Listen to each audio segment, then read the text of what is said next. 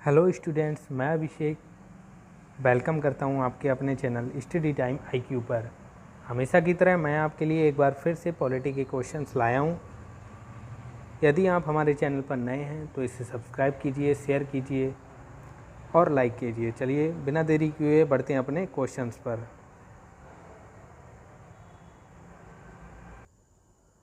पहला क्वेश्चन आपकी स्क्रीन पर। इन 1895 who demanded the constitution for India. 1895 में कॉन्स्टिट्यूशन की डिमांड किसने की थी? लाला लाजपत राय, बाल गंगाधर तिलक, महात्मा गांधी, सरदार वल्लभ भाई पटेल। फ्रेंड्स, इसका आंसर हो जाएगा बाल गंगाधर तिलक। इसका आंसर हो जाएगा बाल गंगाधर तिलक। चलिए बढ़ते हैं अपने अगले क्वेश्चन पर।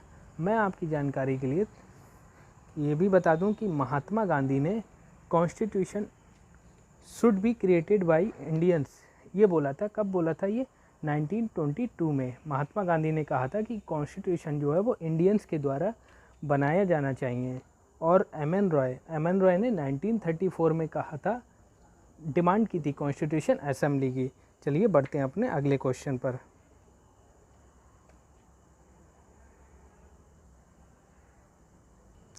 अगला क्वेश्चन आपकी स्क्रीन पर। There are how many females in the constitution assembly. Sorry, यहाँ देयर बर होगा। तो कॉन्स्टिट्यूशन असेंबली में कितनी फीमेल मेंबर थी ये बताना है आपको। इसका आंसर हो जाएगा 15 इसका आंसर हो जाएगा। 15 महिलाएं जो थीं कॉन्स्टिट्यूशन असेंबली में थीं। चलिए बढ़ते हैं अपने अगले क्वेश्चन पर।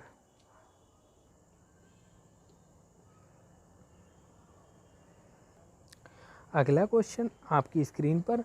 Who was elected as the temporary chairman during the first meeting of constitution assembly. Constitution assembly के दौरान जो आपका टेम्पररी चेयरमैन इलेक्ट किया गया था वह कौन था? बताइएगा। Doctor Rajendra Prasad, B R Ambedkar, Sachchidanand Sinha, Jawaharlal Nehru.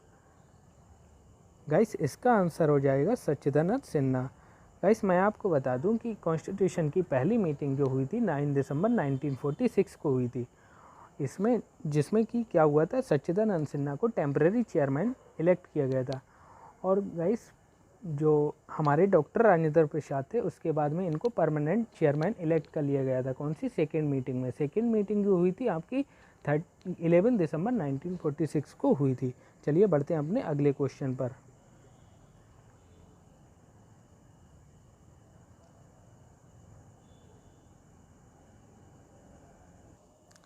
अगला क्वेश्चन आपकी स्क्रीन पर। President of India elected by home. President of India को किसके द्वारा इलेक्ट किया जाता है?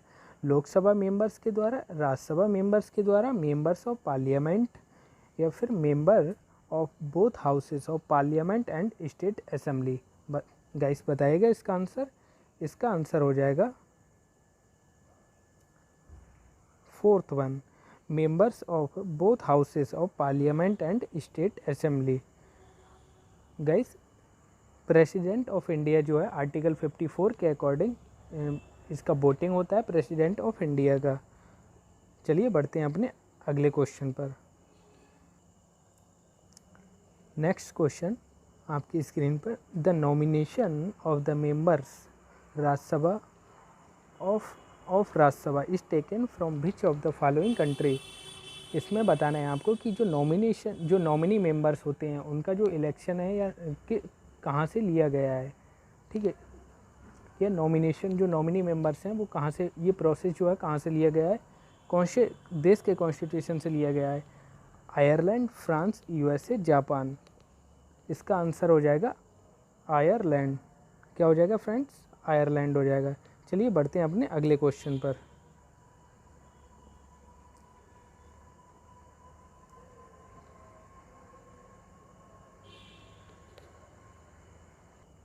आपका अगला question guys. In which year national flag was adopted. National flag किस ईयर में अडॉप्ट किया गया था? 22 जुलाई 1947, 28 जनवरी 1950, 11 दिसंबर 1946, 13 दिसंबर 1946। गाइस, इसका आंसर हो जाएगा 22 जुलाई 1947।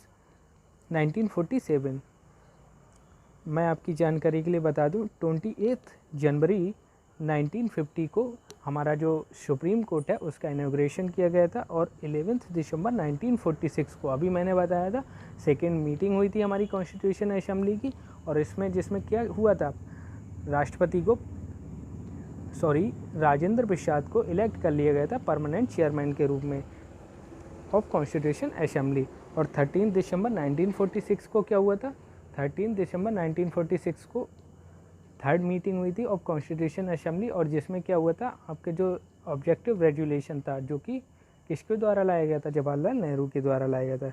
चलिए बढ़ते हैं अपने अगले क्वेश्चन पर। अगला क्वेश्चन आपकी स्क्रीन पर, which of the following subject is taken from Canada. Canada से कौन कौन सा सब्जेक्ट जो है लिया गया है। Appointment of state governor by the centre, federation with a strong centre, या advisory jurisdiction of supreme court. All of these बताइएगा फ्रेंड्स इसका आंसर। इसका आंसर हो जाएगा ऑल ऑफ दीज। ये तीनों ही सब्जेक्ट जो हैं आपके कनाडा से लिए गए हैं, कनाडा के कॉन्स्टिट्यूशन से। अगला क्वेश्चन आपकी स्क्रीन पर, the method of election of member of Rajya Sabha is taken from which country. ये जो मेथड है राज्यसभा के इलेक्शन का, ये किस कंट्री से के कॉन्स्टिट्यूशन से लिया गया है। साउथ अफ्रीका, जापान, जर्मनी, या इनमें से कोई नहीं। बताइएगा गाइस इसका आंसर। इसका आंसर हो जाएगा साउथ अफ्रीका। ठीक है, चलिए बढ़ते हैं अपने अगले क्वेश्चन पर। अगला क्वेश्चन आपकी स्क्रीन पर, which of the following broad the objective resolution. ये बताना है आपको। इसका answer Jawaharlal Nehru, BR Ambedkar, doctor Rajendra Prasad, या इनमें से कोई नहीं। गाइस इसका आंसर हो जाएगा जवाहरलाल नेहरू। ऑब्जेक्टिव रेजुलेशन जो है आपके जवाहरलाल नेहरू लाए थे। कौन सी, मैंने अभी बताया था 13 दिसंबर 1946 को लाए थे ये, जब हमारी थर्ड मीटिंग कॉन्स्टिट्यूशन की असेंबली की थर्ड मीटिंग हुई थी। चलिए बढ़ते हैं अपने अगले क्वेश्चन पर, और ये हमारा आज का लास्ट क्वेश्चन होगा। चलिए ये आज का आखिर last question, the language of preamble is taken from which of the following country. Preamble की जो लैंग्वेज है वो कौन सी कंट्री से ली गई है। जर्मनी, जापान, ऑस्ट्रेलिया, या USA। गाइस बताइएगा इसका आंसर। इसका आंसर हो जाएगा ऑस्ट्रेलिया। गाइस ये हमारा लास्ट क्वेश्चन था, और मैं आपसे एक क्वेश्चन और पूछना चाह रहा हूँ कमेंट सेक्शन में, उसका आंसर बताइएगा।